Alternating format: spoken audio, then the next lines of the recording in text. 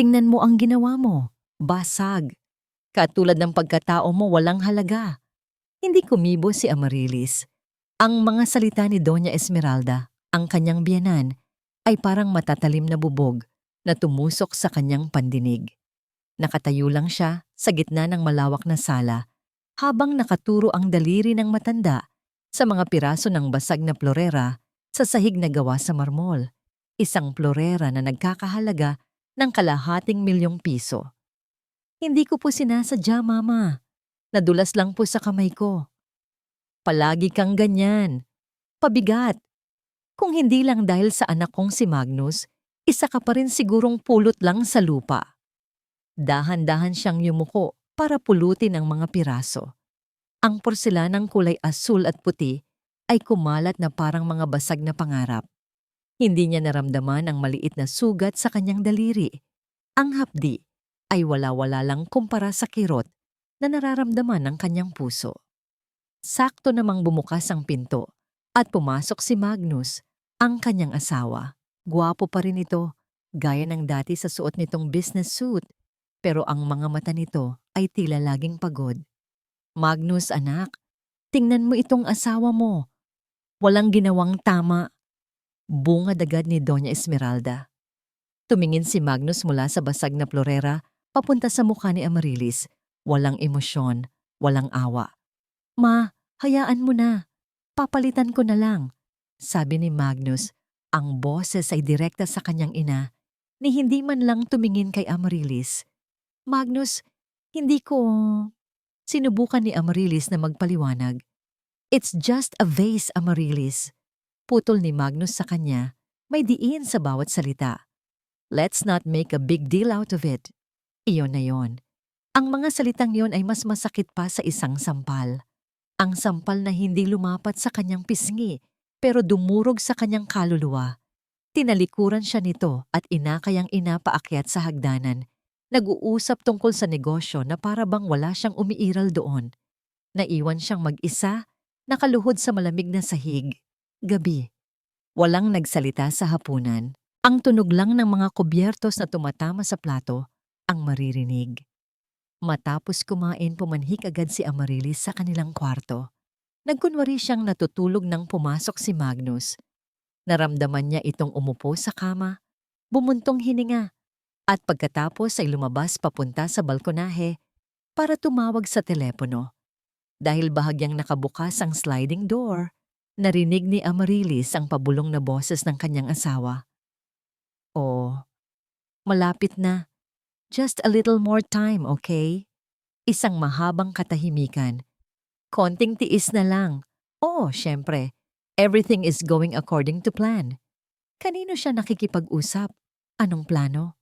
Kinabukasan, hinintay ni Amarilis na maligo si Magnus. Ang kaba sa kanyang dibdib ay parang tambol na walang tigil sa pagtugtog. Alam niyang may mali. Alam niyang may tinatago ang kanyang asawa. Pumunta siya sa study room nito. Isang lugar na bawal niyang pakialaman. Lumapit siya sa lamesa na gawa sa mahogany. May isang drawer doon na laging nakalock. Ngunit alam ni Amarilis kung nasaan ang duplicate na susi.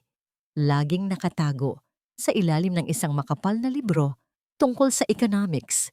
Nanginginig ang kanyang mga kamay habang binubuksan ang drawer. Sa loob, sa ilalim ng mga papeles, may nakita siyang isang bagay na hindi dapat nandoon. Isang itim na smartphone. Hindi pamilyar. Hindi ito ang telepono na ginagamit ni Magnus araw-araw. Kinuha niya ito. Malamig. Mabigat. Tila hawak niya ang isang bomba na malapit nang sumabog. Ang puso niya, tila huminto sa pagtibok. Hawak ni Amarilis ang itim na telepono. Ang malamig na metal nito ay tila nagyayelo sa kanyang palad. Huminga siya ng malalim at pinindot ang power button. Bumukas ang screen, nagpapakita ng isang simpleng lock screen na humihingi ng password. Sinubukan niya ang pinakahalata. Ang kanilang anniversary. Mali. Sinubukan niya ang birthday ni Magnus. Mali. Sinubukan niya ang sarili niyang birthday kahit alam niyang imposible. Mali. Napaupo siya sa upuan ni Magnus. Ang isip ay blangko. Ano ang password? Anong sikreto ang napakahalaga para itago sa ganitong paraan? At bigla, isang ala-ala ang pumasok sa kanyang isip. Isang pangalan mula sa nakaraan ni Magnus. Isang babaeng halos sumira sa kanila noon bago pa sila ikasal. Si Clarissa. Nanginginig niyang inilagay ang petsa ng birthday ni Clarissa. 0815. Nag-unlock ang telepono. Isang matinding kirot ang gumuhit sa kanyang puso. Ang password ay ang alaala ng ibang babae. Pinigilan ni Amarilis ang luhang nagbabadyang tumulo. Ngayon na hindi ang oras para umiyak, dahan-dahan niyang binuksan ang message application at doon, nakita niya ang isang pangalan na paulit-ulit na lumalabas, Katrina. Binuksan niya ang usapan. Ang mga unang mensahe ay puno ng matatamis na salita. Mga pangako, mga pangarap na sila lang ang nakakaalam. Bawat salita, bawat emoji ay parang lason na dahan-dahang kumakain sa kanyang pagkatao. Sino si Katrina? Nag-scroll pa siya pababa at ang mga mensahe ay nag-iba ng tono. Hindi na lang ito tungkol sa pag-ibig. Ngayon ay tungkol na sa pera. Successful ang transfer. The new account is under my name. Don't worry about the investment. Ako na ang bahala. She suspects nothing. Just a few more properties to liquidate. Tapos atin na ang lahat. Hindi na napigilan ni Amarilis ang sarili. Tumakbo siya papasok sa banyo, isinara ang pinto, at doon siya napasalampak sa malamig na sahig. Hindi siya humikbi. Walang tunog. Ang mga luha lang ay walang tigil na dumaloy sa kanyang mga pisngi. Ang sakit. Ang sakit ay hindi mailarawan. Hindi lang ito simpleng pambababae. Ito ay isang plano. Isang masalimuot at malupit na plano para kunin ang lahat sa kanya. Ilang minuto siyang nanatili doon, yakap ang sarili, hanggang sa nag-vibrate ang sarili niyang telepono sa kanyang bulsa. Si Jack, ang kanilang family lawyer at matalik na kaibigan. Pinilit niyang ayusin ang kanyang boses bago sumagot. Hello, Jack? Amarilis, kumusta ka? Tanong nito sa kabilang linya. May kakaibang bigat sa boses ni Jack. Isang pag-aalala na hindi nito pinapahalata. Okay lang ako. Bakit ka napatawag? Nagsinungaling siya. Wala naman. Gusto ko lang sanang mangumusta. Matagal na rin tayong hindi nakakapag-usap. Busy ba si Magnus? Oo. Medyo. Alam mo na. Business. Sagot niya, habang ang itim na telepono ay tila nagsusumigaw ng katotohanan sa kanyang tabi. Natapos ang tawag, pero nanatili sa isip niya ang tono ng boses ni Jack. Parang may gusto itong sabihin, pero nag-aalangan. Bigla, narinig niya ang tunog ng pagbukas ng gate sa labas. Ang ugong ng sasakyan ni Magnus. Diyos ko! Si Magnus, ang aga niyang umuwi. Nagmamadali siyang tumayo. Kailangan niyang ibalik ang telepono. Pinunasan niya ang kanyang mukha at dahan-dahang lumabas ng banyo. Habang naglalakad siya pabalik sa study room, narinig na niya ang mga yabag ni Magnus sa hagdanan. Puso niya ay kumakarera. Mas mabilis, mas malakas. Naipasok niya ang telepono sa drawer, naikandado. Naibalik ang susi sa ilalim ng libro. Paglabas niya ng study room, kasalubong niya si Magnus sa pasilyo. Bakit ka nandito sa study? Tanong ni Magnus. May bahid ang hinala sa kanyang mga mata. Hinahanap ko lang yung libro na pinabasa mo sa akin dati. Mabilis niyang sagot, pinipilit na huwag mautal. Hindi ko makita. Tinitigan siya ni Magnus ng ilang segundo, mga segundong parang walang katapusan. Pagkatapos ay tumango ito at naglakad palayo. Napasandal si Amarilis sa pader, ang kamay ay nasa kanyang dibdib, habol ang hininga. Nakaligtas siya. Sa ngayon, kinabukasan, hindi pumasok sa opisina si Amarilis. Nagdahilan siyang masama ang kanyang pakiramdam, isang kasinungalingan na may bahid ng katotohanan. Masama nga ang kanyang pakiramdam, hindi sa katawan, kundi sa kaluluwa. Nag-text siya kay Jack. Jack, can we meet? It's urgent. Mabilis ang reply nito. Saan? Pinili niya ang isang maliit na coffee shop sa Alabang, isang lugar na malayo sa mga matang mapanghusga ng kanilang mga kakilala. Pagdating niya, nandoon na si Jack sa isang sulok, naghihintay. May 2 tasa ng kape na sa kanilang lamesa. Nang makita siya nito, agad na nabaka sa mukha ni Jack ang matinding pag-aalala. "Amaryllis, anong nangyari? You look pale," sabi nito. Umupo siya at hindi na nagpaligoy-ligoy pa. "Jack, kailangan ko ng tulong at kailangan kong malaman ang totoo." Bumuntong hininga si Jack, tila alam na niya kung saan patungo ang usapang ito. "Amaryllis, alam mo naman ang posisyon ko. I'm your family's lawyer. It's complicated." Nakita ko ang pangalawang telepono niya, Jack. Diretsong sabi ni Amaryllis, at sa mga salitang yon, nakita niyang sumuko si Jack. "Nakita ko ang pangalan ni Katrina. Nakita ko ang mga usapan tungkol sa pera." Hindi na kumibo si Jack. Imbes na magsalita, kinuha nito ang isang brown na envelope mula sa kanyang briefcase at dahan-dahang inilapag sa lamesa. "Hindi ko ito dapat ginagawa," mahinang sabi nito. "Pero mas hindi ko kayang makitang niloloko ka ng harapan." Nanginginig ang mga kamay ni Amaryllis habang binubuksan ang envelope. Sa loob, naroon ang mga kopya ng mga dokumento, bank statements mula sa isang bangko sa Singapore, mga deed of sale ng 2 nilang condominium units na hindi niya alam na naibenta na pala. At ang pinakamasakit sa lahat, ang incorporation papers ng isang bagong kumpanya.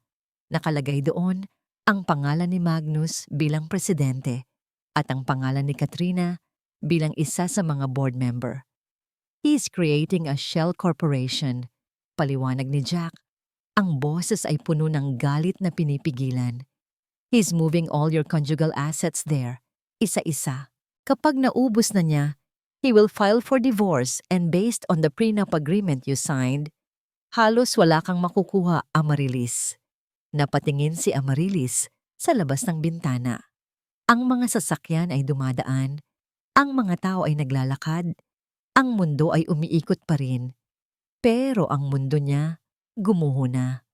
Ito na pala yon, ang katapusan. Ang lahat ng sakripisyo niya, ang lahat ng pagmamahal na ibinigay niya, ay hahantong lang sa wala. Isang malaking wala. Naramdaman niyang nanginginig ang tasa ng kape sa harap niya dahil sa panginginig ng kanyang mga kamay. Naramdaman niya ang paglapag ng isang mainit na palad sa ibabaw ng kanyang kamay. Si Jack. Ang mga mata nito ay puno ng awa at suporta. "Hindi ka nag-iisa dito?" sabi nito sa kanya. Isang simpleng pangungusap, pero para kay Amaryllis, iyon ang pinakaimportanteng bagay na narinig niya sa loob ng mahabang panahon. Hindi siya umiyak. Tapos na ang panahon ng pag-iyak. Ang sakit na nararamdaman niya ay unti-unting nag-aapoy, nagiging isang malamig na galit. Umuwi siya sa bahay ng hapon na yon na may bigat sa puso, pero may kakaibang linaw sa isip. Pagpasok niya sa pinto, narinig niya ang masayang tawanan mula sa sala. Nandoon si Magnus at si Doña Esmeralda. Nakaupo sila sa sofa at sa kanilang harapan, sa ibabaw ng center table, ay nakalatag ang isang malaking blueprint. "Mas maganda kung aalisin na natin ang buong wall na to, nak," masayang sabi ni Doña Esmeralda, "para mas maliwanag. At itong kusina, palitan na natin lahat ng gamit. European-made dapat." "Yes, ma. Whatever you want," sagot ni Magnus, nakangiti habang nakatingin sa blueprint ng kanilang bahay. Ang bahay na dahan-dahan nitong ninanakaw mula sa kanya. Nakatayo lang si Amaryllis sa may pintuan. Pinapanood sila. Pinapanood niya silang masayang nagpaplano ng kinabukasan sa bahay na siya ang nag-alaga at nag-aruga. Napansin siya ni Magnus. "Oh, you're home. Halika. Tingnan mo ang plano para sa renovation." Naglakad si Amaryllis palapit sa kanila. Tiningnan niya ang blueprint. Pagkatapos ay tumingin siya sa mukha ng kanyang asawa.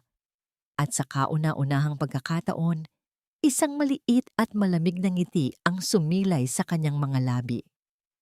"Maganda yan," sabi niya. Ang boses ay kalmado, magandang maganda. Walang tulog ang gabing iyon para kay Amarilis. Nakahiga siya sa malawak na kama, sa tabi ng espasyong dapat sana ay para kay Magnus at nakatitig lang sa kadiliman. Ang bawat anino sa kanilang silid ay tila nagiging halimaw, bumubulong ng mga salita ng kataksilan at panloloko. Ang blueprint na nakita niya kanina ay paulit-ulit na lumilitaw sa kanyang isipan. Ang bawat guhit doon ay isang patunay ng pagbura sa kanya. Kinaumagahan, bago pa man tumilaok ang mga manok, bumangon siya. Hindi niya tinakpan ng kumot, hindi niya sinindihan ng ilaw. Naglakad siya papunta sa salamin sa banyo. Sa malabong liwanag ng bukang liwayway, tiningnan niya ang kanyang refleksyon. Ang babae sa salamin ay maputla. Ang mga mata ay malungkot at bahagyang maga. Ito ang asawa ni Magnus. Isang palamuti, isang anino. Sino ka? Tanong niya sa sarili. At sa isang iglap, isang ibang imahe ang kanyang nakita. Hindi ang babaeng nasa harap niya ngayon, kundi ang babaeng siya noon. Ang abogadang si Amarilis Reyes, matapang, matalino, walang kinatatakutan. Isang babaeng kayang-kayang tumayo sa sarili niyang mga paa. Nagmulat siya. Ang kalungkutan sa kanyang mga mata ay napalitan ng isang bagay na matagal nang nawala. Isang apoy. Binuksan niya ang gripo at hinilamos ang mukha ng malamig na tubig. Minsan, 2 beses. Sa pangatlo, tiningnan niyang muli ang sarili sa salamin. Ang babae sa harap niya ngayon ay iba na. Nagbago na ang kanyang titig. Malamig, determinado. Kinuha niya ang kanyang telepono at tinawagan si Jack. Isang ring lang. Sinagot na nito. Tila naghihintay. Amarilis, ayos ka lang? Boses nito, puno ng pag-aalala. Jack, sabi ni Amarilis at nagulat siya sa sarili niyang boses. Kalmado, matatag, walang bahid ng pag-iyak. Kailangan ko ng tulong mo. Isang sandali ng katahimikan sa kabilang linya, pagkatapos ay sumagot si Jack. Of course, anything.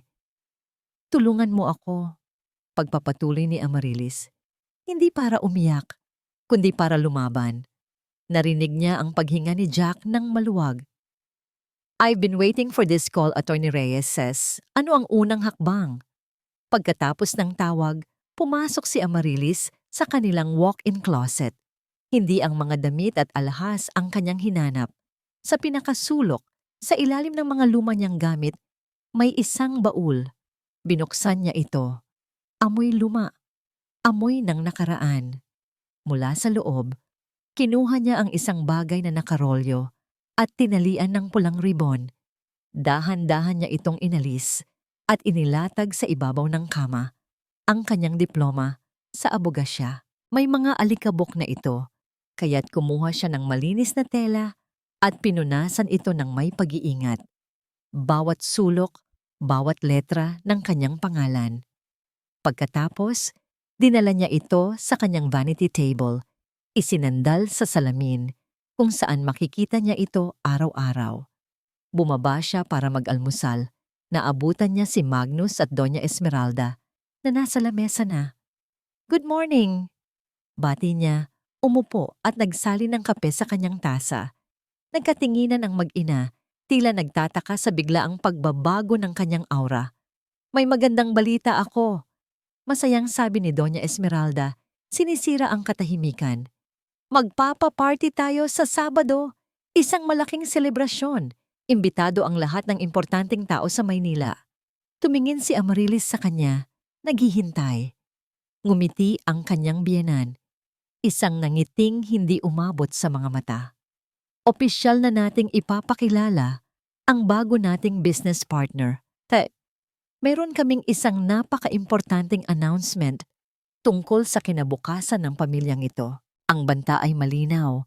Ito na marahil ang gabi kung kailan nila ipaplano na ipahiya siya, na itakwil siya sa harap ng lahat. Pero hindi natinag si Amarilis. Dahan-dahan niyang ininom ang kanyang kape. Ang mga mata ay nakatitig sa kanyang biyanan. That sounds wonderful, Mama. Sabi niya, ang boses ay kalmado. I'm looking forward to it. Dumating ang gabi ng Sabado. Ang mansyon ay puno ng mga taong nakasuot ng magagarang damit. Ang kanilang mga tawa ay umaalingaw-ngaw kasabay ng mahinang tugtog ng isang string quartet. Si Amaryllis, sa suot niyang simpleng itim na bestida, ay gumagalaw sa gitna ng mga bisita na may ngiti sa labi. Isang ngiting pinraktis niya ng paulit-ulit sa salamin. Gumanap siya bilang perpektong asawa, inaasikaso ang mga bisita, tinitiyak na puno ang kanilang mga baso ng champagne, pero ang kanyang mga mata ay laging nagmamasid. Hinihintay niya ang tamang pagkakataon. Nakita niya si Doña Esmeralda na masayang nakikipagkwentuhan sa isang grupo ng mga matatandang mayayaman. Ipinagmamalaki ang paparating na magandang balita para sa kanilang pamilya. Si Magnus naman ay abala sa pag-entertain sa mga kasosyo sa negosyo. Ang kanyang boses ay malakas at puno ng kumpiyansa. Ito na ang pagkakataon. Naghahanap ang mga mata ni Amaryllis at nagtama ang kanilang paningin ni Yaya Sol, ang kanilang matapat na kasambahay na nakatayo malapit sa kusina. Isang bahagyang tango lang mula kay Amaryllis ang naging hudyat. Naintindihan agad ni Yaya Sol. Ilang sandali pa, habang naglalakad si Yaya Sol na may dalang isang tray ng mamahaling alak, bigla siyang napatid malapit sa grupo kung nasaan si Magnus. Ang tray ay bumagsak. Ang mga baso ay nabasag. Ang pulang alak ay tumilapon. Nag-iwan ng malaking mantsa sa puting-puting coat ng isang importanteng senador. Naging isang maliit na kaguluhan ang lahat. Naku po, patawad po, Senator. Hindi ko po sinasadya. Umiiyak na, sabi ni Yaya Sol. Ano ka ba namang babae ka? Tanga! Sigaw ni Doña Esmeralda habang si Magnus ay abala sa pag-aalalay sa senador. Sa gitna ng komosyon, walang sino mang nakapansin kay Amaryllis na dahan-dahang umalis sa sala at umakyat sa hagdanan. Ang bawat hakbang niya ay maingat. Ang ingay mula sa party ay unti-unting humihina, napapalitan ng malakas na kabog ng kanyang dibdib. Pagdating niya sa tapat ng pinto ng study room ni Magnus, huminga siya ng malalim bago pumasok at isara ang pinto sa likod niya. Katahimikan. Mabilis siyang kumilos. Kinuha niya ang susi sa ilalim ng libro. Binuksan ang nakakandadong drawer. Sa loob, tulad ng dati, nandoon ang mga ordinaryong papeles. Ngunit ngayon, alam na niya ang hinahanap. Kinapa niya ang ilalim ng drawer at naramdaman ang isang maliit na spring lock. Pinindot niya ito at isang lihim na kompartimento sa ilalim ang bumukas. At nandoon iyon, isang makapal na folder. Binuksan niya ito. Ang kanyang mga mata ay mabilis na tumakbo sa mga nakasulat. Mga kopya ng kontrata, mga bank transfer slip papunta sa isang account sa Singapore na may pangalang hindi niya kilala. At ang pinakamatibay na ebidensya, isang notarized na dokumento na naglilipat ng guardianship ng karamihan sa kanilang ari-arian kay Katrina sa dahilang unstable daw ang mental health ni Amaryllis. Isang matinding galit ang kanyang naramdaman. Ginamit pa nito ang kanilang nawalang anak bilang dahilan sa kanyang di-umano'y instability. Walang oras para magalit. Kinuha niya ang kanyang telepono at sinimulang kunan ng litrato ang bawat pahina. Ang bawat click ng camera ay parang putok ng baril sa katahimikan ng silid. 1, 2, 3 pahina. Nang nasa kalagitnaan na siya, bigla siyang may narinig. Mga yabag. Papalapit sa study room. Mga yabag na kilalang kilala niya. Mga yabag ni Magnus. Nagyelo ang buong katawan ni Amaryllis. Ang tunog ng mga yabag ni Magnus ay papalapit na sa pinto. Sa isang iglap, tila bumagal ang takbo ng oras. Ang tanging naririnig niya ay ang pagpintig ng sarili niyang pulso sa kanyang mga tainga. Mabilis ang kanyang pag-iisip. Walang oras para ibalik ang mga dokumento sa lihim na kompartimento o kamnisahisa mo. Sa halip, isinara niya ang folder, Mabilis na ipinasok sa ilalim ng makapal na Persian carpet sa ilalim ng lamesa at itinulak ito gamit ang kanyang paa papunta sa pinakamadilim na bahagi. Isinara niya ang drawer, ikinandado. Ibinalik ang susi sa ilalim ng libro. Pagkatapos ay humiga siya sa mahabang sofa sa loob ng study, ipinikit ang kanyang mga mata at ipinatong ang isang braso sa kanyang noo. Sakto. Bumukas ang pinto. Amarilis? Ang boses ni Magnus ay puno ng pagtataka. Dahan-dahang iminulat ni Amarilis ang kanyang mga mata, kumukurap na para bang nagising mula sa isang mahimbing na tulog.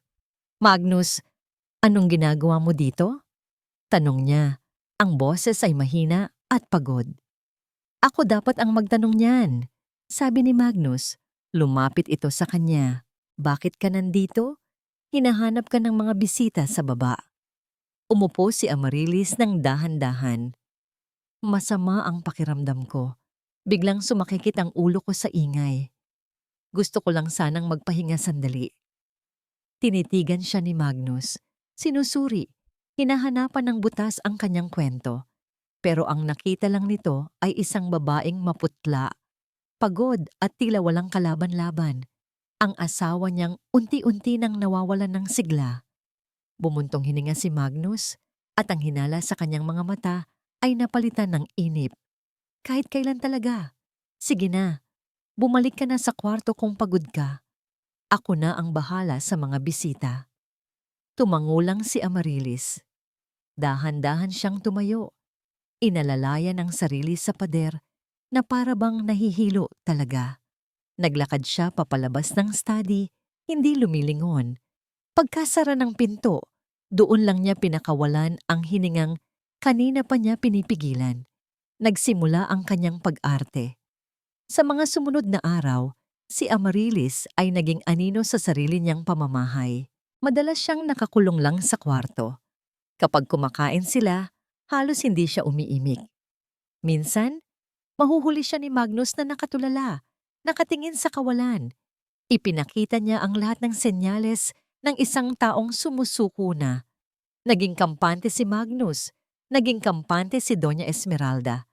Ang kanilang mga usapan tungkol sa negosyo at mga plano sa hinaharap ay hindi na nila itinatago sa kanya. Para sa kanila, si Amarilis ay isa na lang kasangkapan na malapit ng itapon. Isang problema na malapit ng masolusyonan. Isang gabi, habang naghahapunan, si Amarilis ay aksidenteng nabitawan ang kanyang baso. Nabasa ang tablecloth. Pasensya na, sabi niya. Ang boses ay halos pabulong. Tiningnan lang siya ni Magnus, umiling-iling. It's fine, just be more careful. Pagkatapos ng hapunan, nakita ni Amarilis si Magnus na may kausap sa telepono sa hardin. Alam niya kung sino iyon. Si Katrina.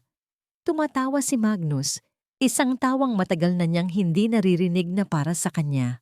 Pumasok siya sa loob, dumiretso sa kanilang kwarto, ngunit sa halip na mahiga, kinuha niya ang folder na naitago niya mula sa ilalim ng carpet nung gabi ng party. Inilabas niya ang mga dokumento, isa-isa. Ang bawat tawa ni Magnus sa labas ay nagiging gatong sa apoy sa loob niya. Kinabukasan, pag-alis ni Magnus, tinawagan ni Amarilis si Jack. Nasa akin na ang mga original na dokumento, Jack. Ang kailangan na lang natin ay ang huling piraso ng puzzle. Kailan ang flight niya papuntang Singapore? Next week, Biyernes, sagot ni Jack.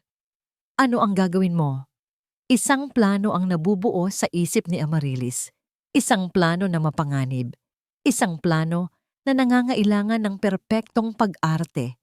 Nang gabing iyon, pag-uwi ni Magnus, sinalubong siya ni Amarilis. Sa kauna-unahang pagkakataon, sa loob ng maraming linggo, nakita ni Magnus ang isang bagay na pamilyar sa mga mata ng kanyang asawa. Pagsuko. Magnus, sabi ni Amarilis, ang boses ay nanginginig.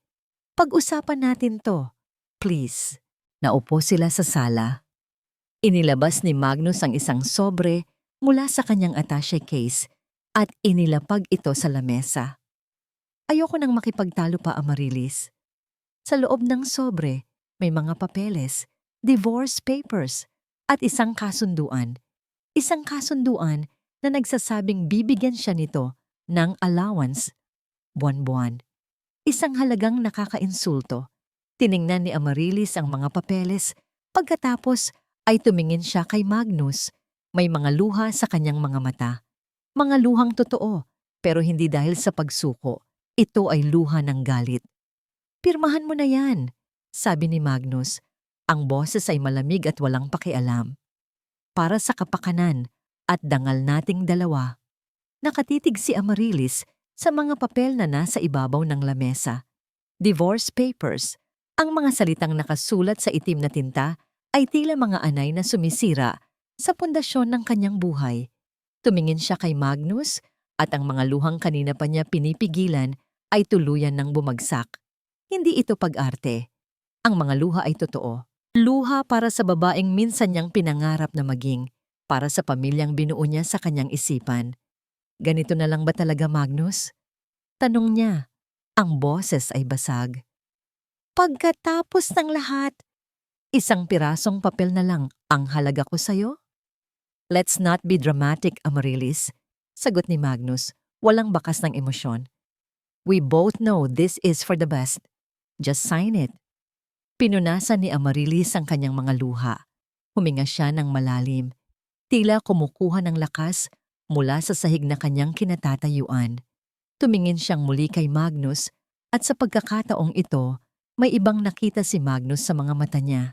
Hindi na paglaban, kundi isang malungkot na pagtanggap. "Sige," mahina niyang sabi. "Kung ito na talaga ang gusto mo." Nakita niya ang bahagyang pagkagulat sa mukha ni Magnus. Hindi nito inaasahan na susuko siya ng ganito kadali. "Pero bago ko pirmahan yan," dugtong ni Amarilis, "may isa lang akong huling hiling." "Ano yon?" tanong ni Magnus, may bahid ng pagdududa. "Narinig ko. May malaki kang deal na isasara sa Singapore," sabi ni Amarilis. Ang mga mata ay nakatitig sa sahig. "Alam kong kailangan mo ng kapital at gusto kong tumulong." Natawa si Magnus, isang tawang mapakla. "At saan ka naman kukuha ng pera?" "Mayroon akong sariling ipon," sagot ni Amarilis. Itinaas ang kanyang tingin. "Mula sa mana na iniwan sa akin ni Papa at sa ilang maliliit na investments na ginawa ko bago pa tayo ikasal. Hindi mo alam ang mga yon." "Magkano?" tanong ni Magnus. Ang interes ay biglang nabuhay sa kanyang mga mata. 100 million pesos, sagot ni Amarilis. Natahimik si Magnus. Ang halaga ay malaki. Napakalaki. Ito na ang magiging susi para tuluyan siyang makalaya sa lahat at magsimula ng bagong buhay kasama si Katrina. "Bakit mo to ginagawa?" tanong niyang muli. Nag-iisip. Isang mapait na ngiti ang gumuhit sa mga labi ni Amarilis. "Dahil gusto kong patunayan, Magnus, na kahit sinaktan mo ako, hanggang sa huli, sinuportahan ng kita. Ito ang aking pamamaalam, ang huling piraso ng sarili ko na ibibigay ko sa'yo." Ang ego ni Magnus ay kinain ng bawat salita. Nakita niya ang kanyang sarili bilang isang hari na tumatanggap ng huling alay mula sa isang aliping nagmamahal pa rin sa kanya. Ang pagdududa ay napalitan ng kasakiman. "Sige," sabi ni Magnus. "Kung yan ang gusto mo, kailan ko makukuha?" "Sa Biyernes, bago ka umalis," sagot ni Amarilis. "Ilalagay ko ang lahat ng cash sa isang pulang maleta." Tumango si Magnus, tumayo, at iniwan si Amarilis na mag-isa sa sala, kasama ang mga papel ng kanilang paghihiwalay. Nang marinig niyang sumarado ang pinto ng kanilang kwarto, ang lahat ng emosyon sa mukha ni Amarilis ay naglaho. Ang kalungkutan ay napalitan ng lamig. Ang mga luha ay natuyo. Tumayo siya, hindi pinansin ang divorce papers. Pumanhik siya sa itaas at pumasok sa kanilang malawak na walk-in closet. Sa pinakatuktok ng isang cabinet, hinila niya pababa ang isang malaking maleta na matagal nang hindi nagagamit. Kulay pula ito, kasing pula ng dugo. kasing pula ng apoy. Inilapag niya ito sa gitna ng kama at binuksan. Walang laman. Isang malawak, madilim, at walang lamang espasyo. Tiningnan niya ito at dahan-dahang ikinuyom ang kanyang palad. Biglang nagring ang kanyang telepono. Isang private number. Sinagot niya ito. Hello? Amarilis, si Jack to. Ang boses sa kabilang linya ay apurado. May problema tayo. Anong problema? Kalmadong tanong ni Amarilis. Nalaman ko mula sa source ko sa airline. Nagbago ng plano si Magnus. Hindi na sa Biyernes ang alis niya. Naramdaman ni Amarilis ang pagbilis ng tibok ng kanyang puso. Binago niya ang flight niya. Aalis siya papuntang Singapore sa Miyerkules, 2 araw mula ngayon. Miyerkules, 2 araw mula ngayon. Ang mga salita ni Jack ay umalingaw-ngaw sa kabilang linya, ngunit hindi nataranta si Amarilis. Ang apoy sa loob niya ay hindi namatay, lalo pa itong nag-alab. Ang pagbabago sa plano ni Magnus ay hindi isang problema. Isa itong pagkakataon. Mas mabilis, mas mabuti. Okay lang, Jack. Handa na ako. Kalmado niyang sagot. Just make sure everything is ready on your end. Pagkababa ng telepono, tiningnan niyang muli ang nakabukas na pulang maleta sa ibabaw ng kama. 2 araw. Mayroon siyang 2 araw para punuin ito. Hindi ng pera na magbibigay kay Magnus ng bagong buhay, kundi ng mga bagay na wawasak sa mundong binuo nito sa kasinungalingan. Hindi siya nagsayang ng oras. Ang una niyang inilagay sa loob ay ang kanyang diploma sa abogasya, ang papel na sumisimbolo sa pangarap na tinalikuran niya para sa kanya. Inilapag niya ito sa pinakailalim, ang pundasyon ng lahat ng kanyang sakripisyo. Sunod, kinuha niya ang isang maliit na kahon na gawa sa kahoy. Sa loob nito ay ang mga luma nilang sulat. Ang mga sulat ni Magnus noong nagsisimula pa lang sila, puno ng mga pangakong ngayon ay napako na. Isa-isa niyang binasa ang mga linya. Ikaw lang ang mamahalin ko, Amarilis, habang buhay. Isang mapait na ngiti ang sumilay sa kanyang labi bago niya isinara ang kahon at ipinatong sa ibabaw ng diploma. Pumunta siya sa kanyang aparador ng alahas. Hindi kwintas o hikaw ang kinuha niya, kundi isang lumang relo ng mga lalaki. Ang unang regalong binili niya para kay Magnus gamit ang kanyang unang sweldo bilang isang abogada. Naalala pa niya ang saya sa mga mata nito noon. Ngayon, ang relong iyon ay simbolo na lang ng panahong nasayang. Inilagay niya ito sa tabi ng kahon ng mga sulat. Pagkatapos, huminga siya ng malalim. Ang pinakamabigat na bahagi mula sa pinakailalim ng kanyang cabinet, kinuha niya ang isang maliit na album. Binuksan niya ito sa iisang pahina, isang litratong kupas na. Ang ultrasound ng kanilang panganay, Sana. Ang anghel na hindi man lang nasilayan ng mundo. Tinitigan niya ito at sa pagkakataong ito, isang tunay na luha ang pumatak mula sa kanyang mata at tumama sa litrato. Ito ang sakit na ginamit ni Magnus laban sa kanya. Ang rason daw ng kanyang pagkasira ng ulo. Pinunasan niya ang kanyang luha at may buong tapang na inilagay ang buong album sa loob ng maleta. At para sa huling piraso, kinuha niya ang kanilang wedding picture mula sa bedside table. Tinitigan niya ito ng matagal. Tinitigan niya ang mukha ng babae sa litrato.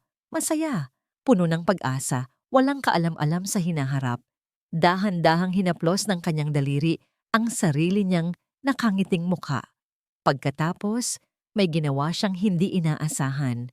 Hindi niya inalis ang litrato sa frame. Dahan-dahan niyang inilagay ito sa loob ng maleta, nakataob. Ang masayang mukha nila ay nakaharap sa madilim na ilalim ng maleta. Isang pagsasara, isang paglilibing sa nakaraan. Sinara niya ang pulang maleta. Ang tunog ng zipper ay tila tunog ng isang kandado na permanente nang isinasara. Tapos na. Handa na ang kanyang sandata. Dumating ang araw ng Miyerkules. Maagang nagising si Amarilis. Naghanda siya ng almusal para kay Magnus, gaya ng dati. Umarte siyang parang isang asawang malungkot na magpapaalam sa kanyang kabiyak. Si Magnus naman ay hindi maitago ang kasabikan. Mabilis itong kumain, abala sa pagtingin sa kanyang relo. Ang isip niya ay nasa Singapore na, kasama si Katrina at ang 100 milyong piso. Nasaan na? Tanong nito, hindi na makapaghintay. Walang imik na tumayo si Amarilis at kinuha ang pulang maleta mula sa kanilang silid. Mabigat ito, hindi dahil sa laman, kundi dahil sa bigat ng mga alaala sa loob. Hirap niya itong binitbit pababa ng hagdanan. Tulungan na kita. Alok ni Magnus, kinuha ang maleta mula sa kanya. Ngumiti ito. Mabigat ba? Puno ng pera ano? Tumingin si Amarilis sa mga mata ng kanyang asawa. Ang mga matang minsan niyang minahal nang higit pa sa kanyang buhay. Ngumiti siya pabalik, isang ngiting kalmado at puno ng kahulugan. Oo, puno yan, sabi niya. Sa may pintuan, bago ito tuluyang umalis, niyakap siya ni Magnus. Isang yakap na malamig at walang pakiramdam. Isang formalidad. Mag-iingat ka dito, sabi nito. Humiwalay si Amarilis sa yakap at hinaplos ang pisngi nito. Ikaw ang mag-iingat, Magnus, sabi niya. Ang bawat salita ay may diin. Ito na ang lahat para sa'yo. Hindi na intindihan ni Magnus ang lalim ng kanyang mga salita. Ang nakita lang nito ay ang pagsuko sa mga mata ng kanyang asawa. Tumalikod ito. Hila-hila ang pulang maleta at sumakay sa sasakyan patungong airport. Pinanood siya ni Amarilis mula sa bintana hanggang sa mawala ang sasakyan sa kanto. At nang siya na lang ulit ang mag-isa sa tahimik na bahay, kinuha niya ang kanyang telepono at nag-dial ng isang numero. Jack? Nakaalis na siya. Nang makaalis si Magnus, isang kakaibang katahimikan ang bumalot sa mansyon. Ang bahay na dati puno ng tensyon ay tila mas naging malawak at malamig. Naiwan silang dalawa ni Doña Esmeralda, dalawang reyna sa magkaibang kaharian, naghihintay ng katapusan ng digmaan. Gabi. Naghahapunan sila. Ang mahabang lamesa na gawa sa nara ay tila isang malawak na karagatan sa pagitan nilang dalawa. Ang mga katulong ay gumagalaw ng walang imik, nagsasali ng alak, naglalagay ng pagkain. Si Doña Esmeralda, sa unang pagkakataon, sa loob ng maraming buwan, ay nakangiti. Isang ngiting nagpapahiwatig ng tagumpay. Kumain ka, Hija, sabi nito kay Amarilis. Ang boses ay puno ng huwad na pag-aalala. Kailangan mong magpalakas ng katawan. Mahaba pa ang haharapin mo sa buhay. Hindi sumagot si Amarilis. Dahan-dahan lang niyang hiniwa ang steak sa kanyang plato. Si Magnus, nasa Singapore na ngayon, pagpapatuloy ng matanda, na para bang nagkukwento lang. Isasara na niya ang pinakamalaking deal ng buhay niya. After this, our company will be bigger than ever. Tumango lang si Amarilis, sumubo ng maliit na piraso ng pagkain. He's with his new business partner, napakatalinong babae. Sabi pa ni Doña Esmeralda, may diin sa salitang partner. Someone who understands his vision, someone practical. Magkakaroon na rin ng malaking pagbabago dito sa bahay pagbalik niya. A fresh start for everyone. Ang bawat salita ay isang karayom, maingat na itinusok sa puso ni Amarilis. Pero hindi na siya nasasaktan, manhid na siya. O marahil, ang nararamdaman niya ay hindi na sakit, kundi isang malamig na paghihintay. Itinaas ni Amarilis ang kanyang wine glass. Tiningnan niya ang pulang likido na umiikot sa loob nito. Pagkatapos ay tumingin siya ng diretso sa mga mata ng kanyang biyenan. At sa unang pagkakataon, sa loob ng napakatagal na panahon, ngumiti si Amarilis. Isang nangiting totoo, isang nangiting payapa, isang nangiting nakita ni Doña Esmeralda, ngunit hindi nito naintindihan. Salamat po sa lahat, Mama, sabi ni Amarilis. Ang boses ay sinsero at kalmado. Nagtaka ang matanda sa narinig. Inaasahan niya ang pag-iyak, ang galit Ang pagmamakaawa, hindi ito. Para saan? Tanong ni Doña Esmeralda. Para po sa lahat ng itinuro ninyo sa akin. Sagot ni Amarilis, bago uminom mula sa kanyang baso. Hindi na nakasagot ang matanda. Ang ngiti ni Amarilis ay tila isang misteryo na hindi niya kayang lutasin. Ang katahimikan ay muling bumalik sa pagitan nilang dalawa. At sa gitna ng katahimikang iyon, isang tunog ang biglang bumasag sa lahat. Ang pagring ng telepono ni Doña Esmeralda. Kinuha ito ng matanda mula sa kanyang tabi. Tiningnan ang screen, isang hindi pamilyar na numero. Ngunit nakita ni Amarilis ang maliliit na letra sa ilalim nito. Country code, Plaza 65, Singapore. Ngumiti si Doña Esmeralda. Isang nangiting mapanukso na ipinukol kay Amarilis. Tila sinasabing, ito na, ang balita ng aking tagumpay.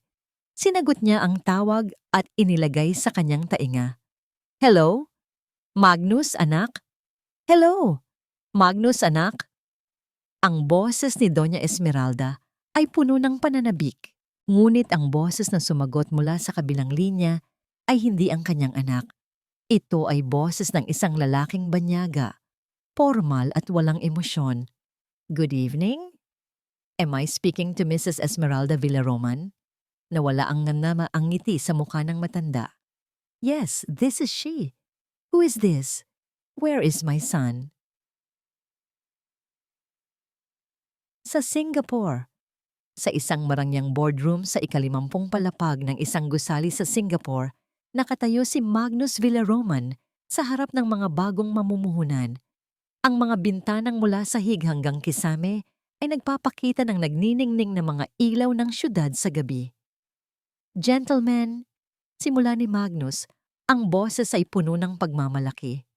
Tonight, we are not just closing a deal, we are starting a new era. Inilapag niya ang pulang maleta sa ibabaw ng mahabang lamesa na gawa sa salamin. Para itong isang tropeo, isang simbolo ng kanyang tagumpay. This suitcase contains 100 million pesos, the seed money for our future. Nakangiti niyang sabi. Ang mga investor ay tumango, humanga sa kanyang tapang at yaman. Binuksan ni Magnus ang 2 silver na kandado ng maleta. Click, click. Itinaas niya ang takip nito nang may kasamang drama at natigilan siya. Hindi pera ang laman nito. Ang kanyang dugo ay tila nagyelo. Ang kanyang paghinga ay biglang huminto. Sa ibabaw ng lahat, ang bagay na unang bumungad sa kanya. Ang diploma sa abogasya ni Amarilis. Sa ilalim nito, naroon ang kahon ng mga lumang sulat, ang lumang relo, ang album ng kanilang kasal, at sa pinakagitna, ang maliit na litrato mula sa ultrasound, ang alaala ng kanilang nawalang anak. Bawat bagay sa loob ng maletang yon ay isang sampal, isang multo mula sa nakaraang binaliwalad niya, isang testamento sa babaeng dinurog niya. At sa sandaling iyon, naintindihan niya ang lahat. Ang pag-iyak, ang pagsuko, ang huling yakap. Hindi iyon pagsuko. Iyon ay isang deklarasyon ng digmaan. Bago pa man siya makagalaw o makapagsalita, biglang bumukas ng malakas ang mga pinto ng boardroom. Singapore Police Force, nobody move! Pumasok ang mga pulis na nakauniforme. Ang kanilang mga boses ay malakas at may awtoridad. Magnus Villaroman, you are under arrest for suspicion of fraud and money laundering. Ang mga investor ay napatayo sa gulat. Si Magnus ay nanatiling nakatitig sa pulang maleta. Hindi makapaniwala. Ang kanyang perpektong plano, ang kanyang bagong buhay, gumuho lahat sa isang iglap sa Manila. I'm sorry, ma'am, but your son has been taken into custody. Nanlaki ang mga mata ni Doña Esmeralda. Ang kulay ay unti-unting nawala sa kanyang mukha. Ang telepono ay nalaglag mula sa kanyang nanginginig na kamay. Lumikha ng isang malakas na tunog nang tumama ito sa sahig na gawa sa marmol. Tumingin siya kay Amarilis na kalmadong nakaupo pa rin sa kabilang dulo ng lamesa. Pinapanood siya. Ang mga mata ni Amarilis ay hindi galit, hindi masaya, payapa lang. Ano? Ano ang ginawa mo? Pautal-utal na tanong ng matanda. Dahan-dahang inilapag ni Amarilis ang kanyang wine glass. Tumayo siya. Tapos na ang hapunan, Mama, sabi niya sa isang boses na mahinahon. Pagkatapos ay nagsimula siyang maglakad palayo. Hindi! Hindi maaari! Sigaw ni Doña Esmeralda. Sinusubukang tumayo, ngunit nanghihina ang mga tuhod. Magnus, ang anak ko! Isang malakas na kalabog ang narinig ni Amarilis nang bumagsak ang matanda sa sahig. Ngunit hindi siya lumingon. Nagpatuloy lang siya sa paglalakad paakyat ng hagdanan. Pumasok siya sa kanilang kwarto, isinara ang pinto, at sa kauna-unahang pagkakataon, ikinandado niya ito. Ang malakas na klik ng kandado ay sinundan ng mga nakakabinging sigaw at pag-iyak ni Doña Esmeralda mula sa labas. Ang mga sumunod na linggo ay naging maingay. Ang balita tungkol sa pag-aresto sa tanyag na negosyanteng si Magnus Villaroman sa Singapore ay naging laman ng bawat pahayagan at palabas sa telebisyon. Ang pangalan ng kanilang pamilya na dati simbolo ng kapangyarihan at yaman ay naging simbolo ng kahihiyan. Scandal, ang salitang kinatatakutan ni Doña Esmeralda noon, ay siya na ngayong bumabalot sa buong pagkatao niya. Sa gitna ng kaguluhan, nanatiling tahimik si Amarilis. Sa tulong ni Jack, na kumilos ng mabilis at mahusay, nagawa niyang protektahan ang sarili mula sa media. Ang mga dokumentong nakuha niya ay nagsilbing matibay na ebidensya na siya ay biktima rin at hindi kasabwat sa mga ilegal na transaksyon ng kanyang asawa. Ang lahat ng ari-arian ng mga Villaroman ay na-freeze habang nagpapatuloy ang investigasyon. Ang mansyon na dati puno ng buhay ay naging isang malaking kulungan ng kalungkutan. Si Doña Esmeralda ay hindi na lumalabas ng kanyang kwarto. Ang dating matapang na matriarka ay isa na lamang anino, kinakain ang sarili niyang pighati at galit. Dumating ang araw na kailangan ng umalis ni Amarilis. Wala siyang dinalang marami, isang maleta lang. Hindi ang pulang maleta ng mga alaala, kundi isang simpleng itim na maleta na naglalaman ng kanyang mga damit at ilang personal na gamit.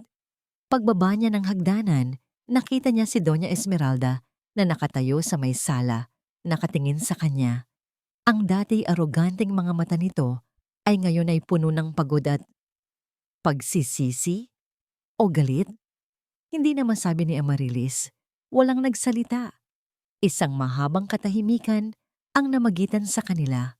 Pagkatapos, tumalikod si Amarilis at naglakad papunta sa pinto. Saan ka pupunta? Ang tanong ng matanda ay mahina, halos pabulong. Huminto si Amarilis sa may pintuan, ngunit hindi lumingon. Sa lugar kung saan ako dapat naroroon, sagot niya, bago tuluyang lumabas at isara ang pinto sa likod niya. Hindi siya lumipat sa isang mamahaling condominium o hotel. Sa halip, sa tulong ni Jack, nakahanap siya ng isang maliit at simpleng apartment sa isang tahimik na lugar sa Quezon City. Ang apartment ay may malaking bintana na nakaharap sa isang parke na puno ng mga puno. Sa unang gabi niya doon, umupo siya sa sahig dahil wala pa siyang mga gamit. Ang tanging naririnig niya ay ang tunog ng hangin at ang malayong ugong ng mga sasakyan. Walang katulong, walang marangyang kagamitan, siya lang. At sa unang pagkakataon, sa loob ng napakaraming taon, naramdaman niya ang kapayapaan. Kinabukasan, nagdala si Jack ng pagkain at ilang gamit. Nagdala rin ito ng isang bagay na hindi niya inaasahan. Isang maliit na paso ng halaman, isang orchid na hindi pa namumulaklak. Para magkaroon naman ng buhay dito, sabi ni Jack, habang inilalagay ang paso sa may bintana. Naupo sila sa sahig at kumain ng takeout na pagkain mula sa mga styrofoam box. Nagkwentuhan sila tungkol sa mga bagay na walang kinalaman sa kaso, tungkol sa mga paborito nilang pelikula, sa mga pangarap nila noong mga bata pa sila. Anong plano mo ngayon? Tanong ni Jack. Tumingin si Amaryllis sa labas ng bintana. Pinanood niya ang mga batang naglalaro sa parke. Hindi ko pa alam. Pag-amin niya.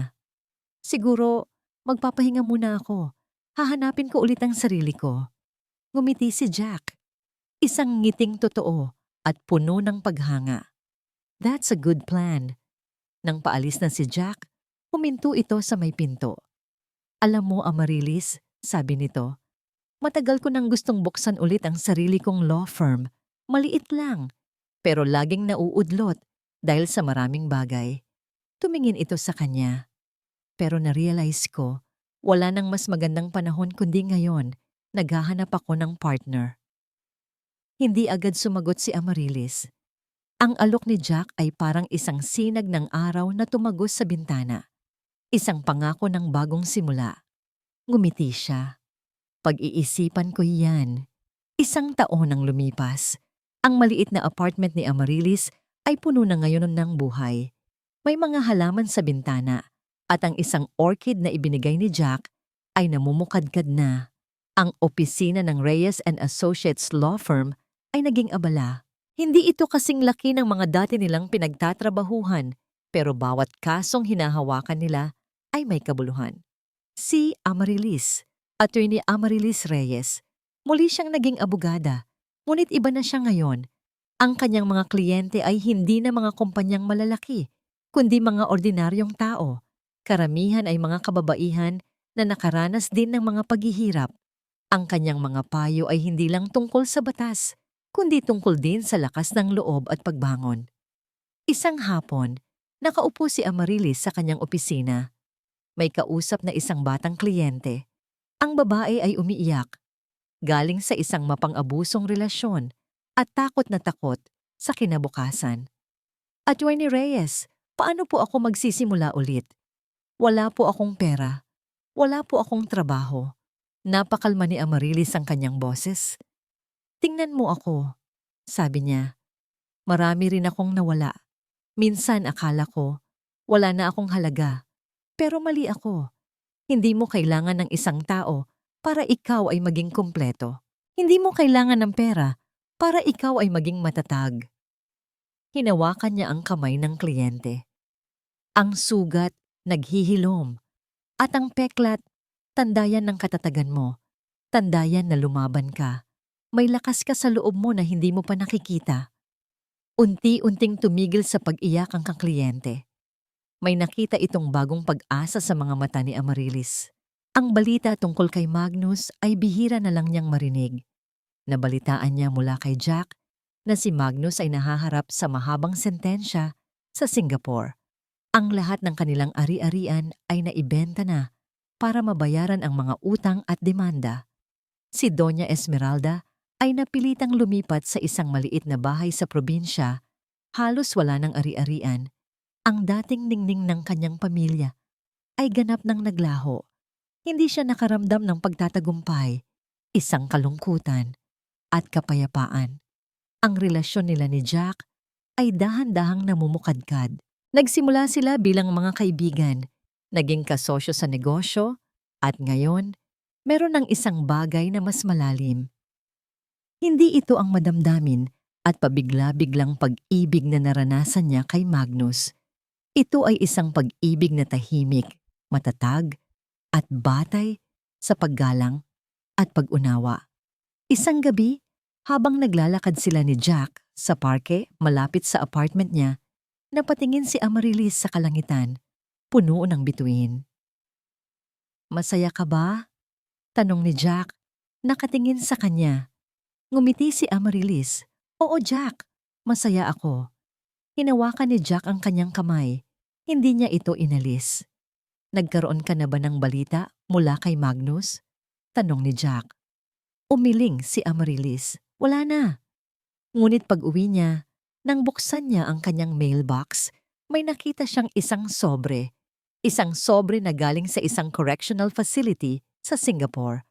Ang pangalan ng nagpadala ay Magnus Villaroman. Hawak ni Amaryllis ang sobre. Ang papel ay makapal. Ang ink ay itim at formal. Tinitigan niya ang pangalan ng nagpadala, Magnus. Hindi niya inakala na darating pa ang araw na makakatanggap siya ng sulat mula rito. Ibinaba niya ang sulat sa lamesa. Hindi niya agad binuksan. Sa loob ng ilang minuto, umupo lang siya sa kanyang sofa, nakatitig sa envelope habang ang mga alaala ay dahan-dahang naglalayag sa kanyang isipan. Ang sakit, ang galit, ang pagtataksil, at ang lahat ng kanyang pinagdaanan upang makabangon. Pagkatapos, kinuha niya ang sobre at dahan-dahang binuksan. Ang sulat ay maikli. Hindi ito paghingi ng tawad, kundi isang paglalahad ng katotohanan. Isinulat ni Magnus ang tungkol sa kanyang mga araw sa kulungan, ang pag-iisip sa lahat ng kanyang nagawa, ang pagkawala ng lahat, ng kanyang kalayaan, ng kanyang yaman, ng kanyang pamilya. Marahil tama ka, Amarilis, nakasulat. Ang bawat isa sa mga bagay na inilagay mo sa maleta ay isang bahagi ng puso ko na winasak ko. Wala akong pinagsisisihan maliban sa paraan ng aking pagtatapos. Sana, balang araw, mahanap mo ang kapayapaan.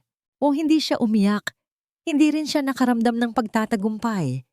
Ang tanging naramdaman niya ay isang malalim na kalungkutan para kay Magnus, para sa buhay na nasira, at para sa isang pangarap na minsan niyang binuo kasama nito. Dahan-dahan niyang itinupi ang sulat at ibinalik sa sobre. Hindi niya ito itatapon. Itatago niya ito, hindi bilang alaala ng sakit, kundi bilang paalala ng kanyang pinagdaanan. Isang Sabado ng hapon, naglakad sila ni Jack sa dalampasigan. Ang hangin ay sariwa. Ang alon ay mahinahon. Hawak ni Jack ang kanyang kamay. Ang kanilang mga daliri ay magkakaugnay. Nakuha mo na ba ang sulat? Tanong ni Jack. Tila alam na nito ang kanyang iniisip. Tumango si Amarilis. Oo. Anong pakiramdam? Tumingin siya sa malawak na karagatan. Ang araw ay unti-unting lumulubog. Nagpipinta ng kulay kahel at lila sa kalangitan. Wala akong galit, sabi niya. Wala nang sakit. Naramdaman ko na malaya na ako. Hinila siya ni Jack palapit at niyakap. Ang yakap nito ay mainit. Totoo. Ang kapatawaran. Bulong ni Amarilis. Ang kanyang boses ay kalmado at payapa. Nalaman ko na ang kapatawaran ay hindi para sa kanya. Para sa akin ito. Para makalaya ako sa lahat ng nakaraan. Ibinigay niya ang lahat ng kanyang lakas para lumaban. At ngayon, natagpuan na niya ang kanyang kapayapaan. Nahanap na niya ang kanyang tunay na pag-ibig. Hindi isang pag-ibig na nagdudulot ng sakit, kundi isang pag-ibig na nagpapalakas, nagpapagaling, at nagpapalaya. Ang kanyang paglalakbay ay isang patunay na ang pinakamalaking tagumpay ng isang babae ay hindi ang paghihiganti, kundi ang paghahanap sa kanyang sariling halaga at pagiging tunay sa kanyang sarili. Ang araw ay tuluyan ng lumubog, ngunit para kay Amarilis, ang kanyang buhay ay sumisikat pa lang.